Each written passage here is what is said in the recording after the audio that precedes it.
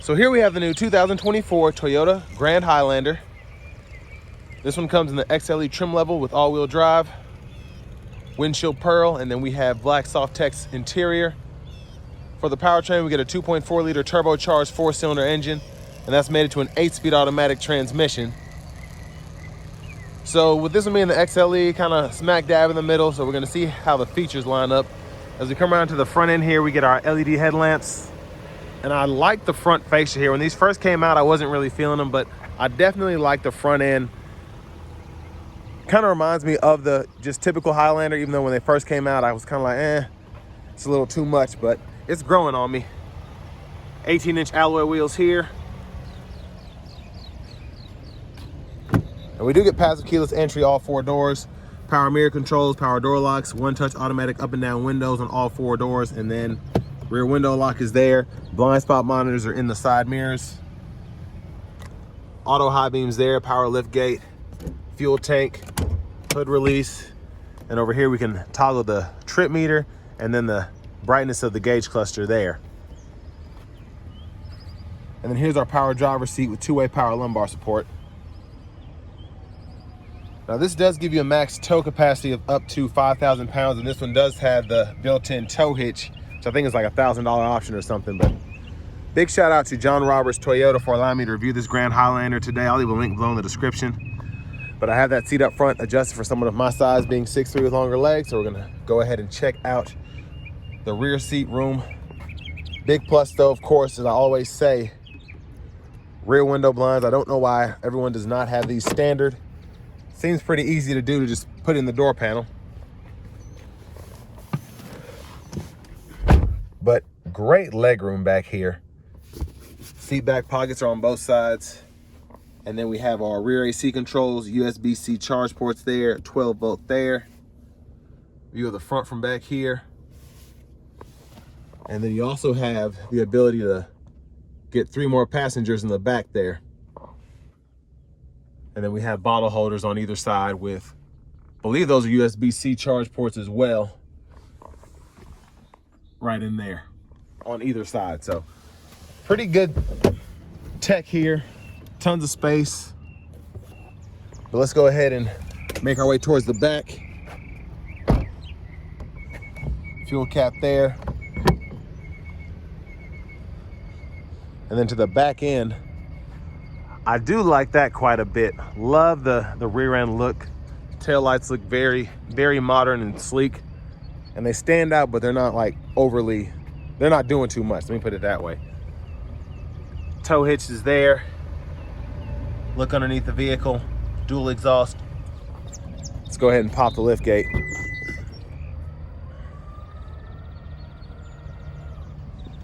So as you can see, even behind the third row, very good space. With this being the Grand Highlander, you do have more space behind that third row as opposed to your typical Highlander. And then pretty easy to pull the seats up. And then you have several different ways that you can actually adjust them depending on what your third row passengers want. So I do like that. And then you can see it's easy to get out of the vehicle if you don't want to go through that small middle part there, which would be pretty difficult for anybody. But you can go ahead and tilt that seat up to make it easier on you. And this does have all-weather floor mats in it. I'm gonna lift this up. And the jack and whatnot is there. You have a little bit of additional storage there, but not too much.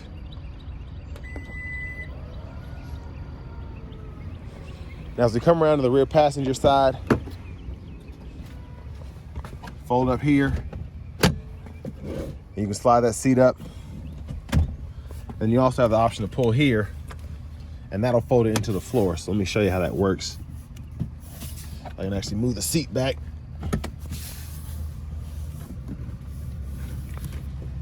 There it is. So here is how you slide the seat back and forth. This is how you actually tumble the seat.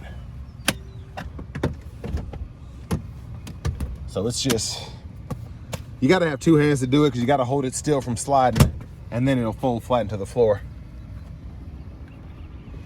And then this one, stickers for $48,432. The tint on the window is kind of hard to see the rest of the window sticker. And then our power front passenger seats right there. I like these side pockets here. Lockable glove compartment, additional storage pocket there, USB-C charge port.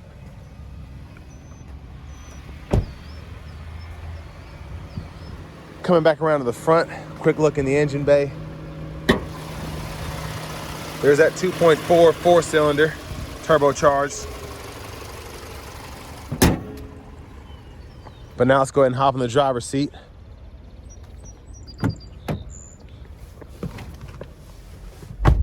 So nice leather wrap steering wheel here, that feels very nice. There's the horn. Over here to the screen, we have the option to either have the subscription for the navigation, you have your audio, so you have AM, FM, XM, and then you have Bluetooth as well as Apple Music, Amazon Music, but you also have wireless Apple CarPlay and then Android Auto as well.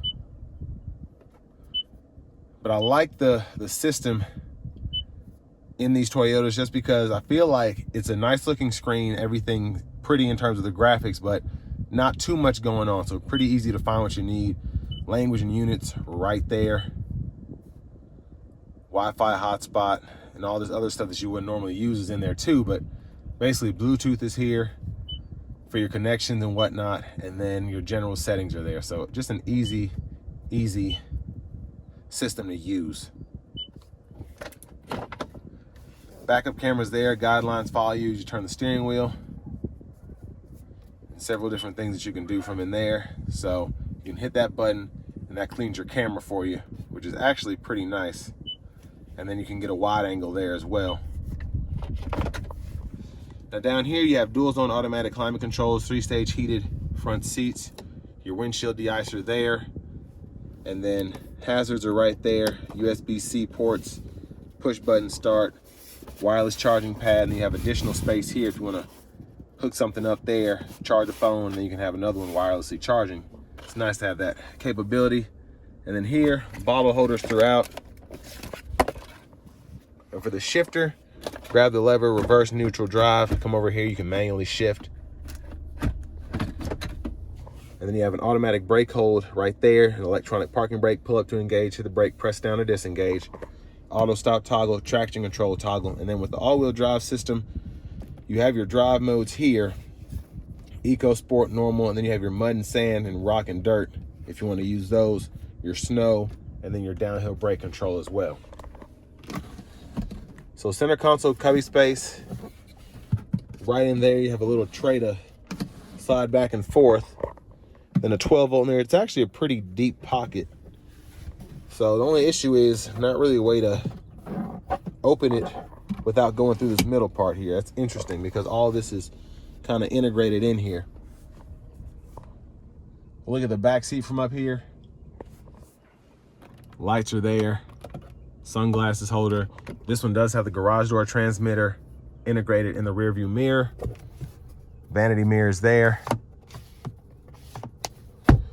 And then back to the steering wheel, stalk on the left side, blinkers, high beams, flash, and then just typical headlight controls. Pretty easy to use. And then over here we have our intermittent wipers. So one time off, intermittent low, high. We can adjust that intermittent frequency here. Rear wiper is here. And then push back for the rear wiper fluid, pull up for the front wiper fluid. Now to this side, volume controls, voice recognition, and then we can go through our gauge cluster here with these 4 arrows, the OK button, and this back button, and then the Bluetooth button is there. But pretty easy to go through everything. There's a lot you can actually do here, and most of it's done here through the settings if you want to configure certain things. So a lot to fool with. Again, hit this mode button to go through your sources for audio. Use this to go through your track list or radio station presets. And then you also have the option to use all of your safety sense features here. So you can turn the adaptive cruise on, click it again to turn the standard cruise on. And then you have your lane keep system, lane centering. And I'll show you how all that works here because this is a pretty sophisticated system, but the gap adjust for that is here as well. Again, push button start. Finally, here's the key fob here, mostly wrapped in plastic. But next, let's go ahead and take this 2024 Grand Highlander XLE out on the road for a test drive. So starting the test drive here in the Grand Highlander, the 2.4 is pretty quick. It's turbocharged, so it's what I expect. And the 8-speed shifts pretty seamlessly. Toyota's 8-speed automatic really is one of the best transmissions, I think, just in terms of having a one-stop transmission to go in all these cars. So whether you have the V6 Camry, 4-cylinder Camry, this Turbo 4, and this Grand Highlander, the 8-speed is just a very impressive transmission, whether you're trying to be sporty, efficient, or whatever. So far, ride quality is fantastic. Wind noise is not bad at all, and minimal road noise as well. But I mean, it's just it feels solid driving this down the road. I love the steering feel. It's not overly tight, but it's also just loose enough to be easy to drive, but still somewhat agile, if that makes sense.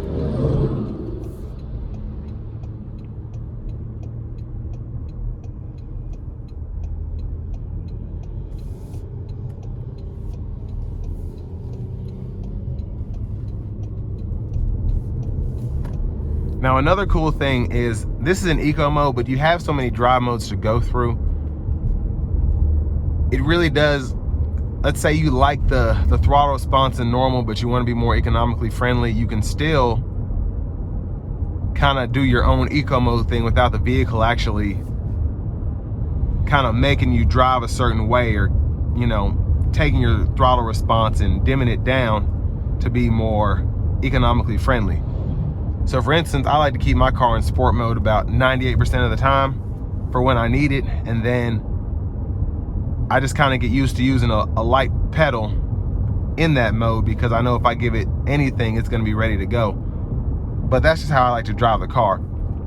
And you get the same thing here. The sport mode, we're going to test it out, but Toyota sport modes tend to be pretty fierce in a fun way. And normally in the normal mode, you can drive about 98% of the time.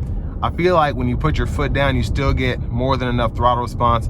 And then if you want to be eco-friendly, you don't necessarily have to put in the eco mode, which you pretty much only want to use on longer road trips, just to keep you from burning up too much fuel when you're trying to get this 27 miles per gallon.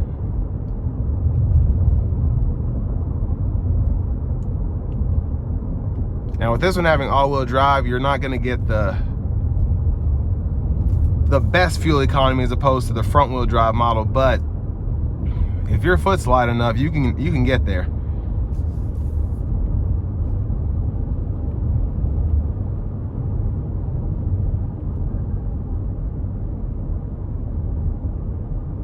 But yeah, the ride is just fantastic. The sound acoustics in here are fantastic. It's just very quiet.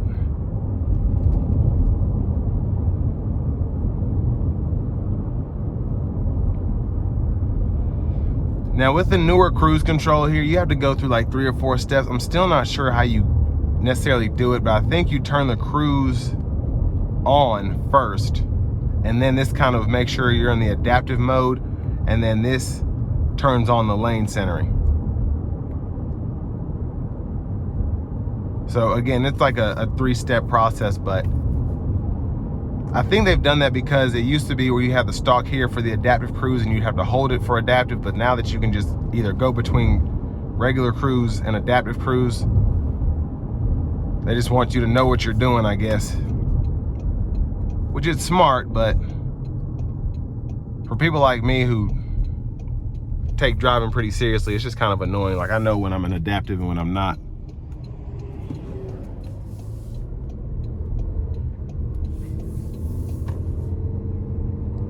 But we're gonna put it into sport mode as we get on the interstate here. And we're not gonna floor, but we're gonna give it enough.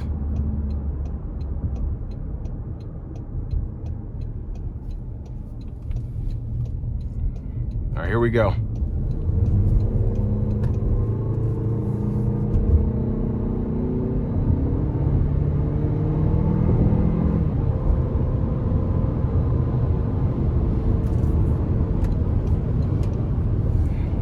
And I mean, a pretty sensational pull with minimal effort. Very impressed by that. But now we have the cruise on here. We're gonna make sure that everything is on.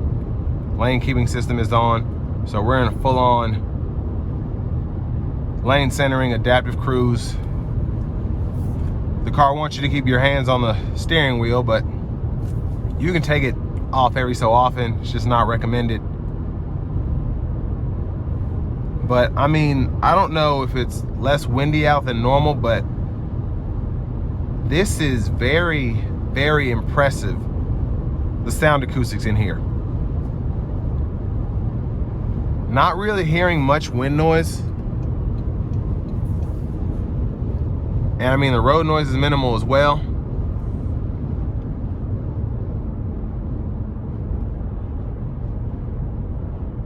And overall, even though I'm behind this 18-wheeler, I can feel the wind, I guess the drag, if you will. It still feels very controlled in the actual cabin here.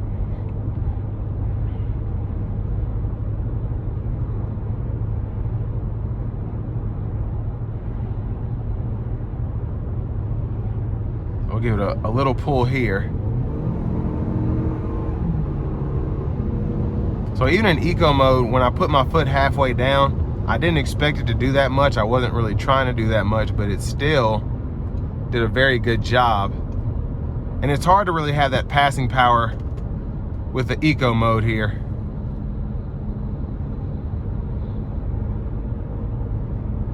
I guess these trucks are just waking up.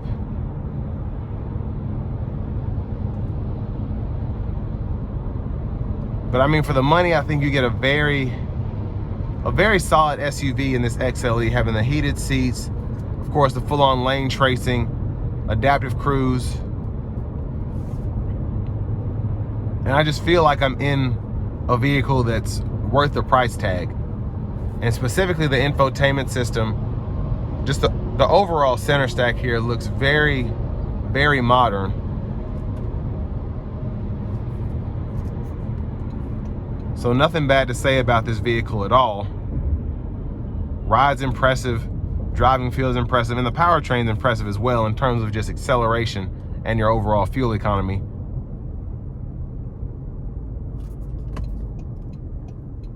But I want to give one more big thank you to John Roberts Toyota for allowing me to review this Highlander today. If you're looking for a vehicle like this in your area and you want to make the dealers fight for the best price, just make sure you check out the link below in the description, and you can make sure that you're getting the best price available to you. But with all that being said, this will bring me to the end of my review of this 2024 Toyota Grand Highlander in the XLE trim level.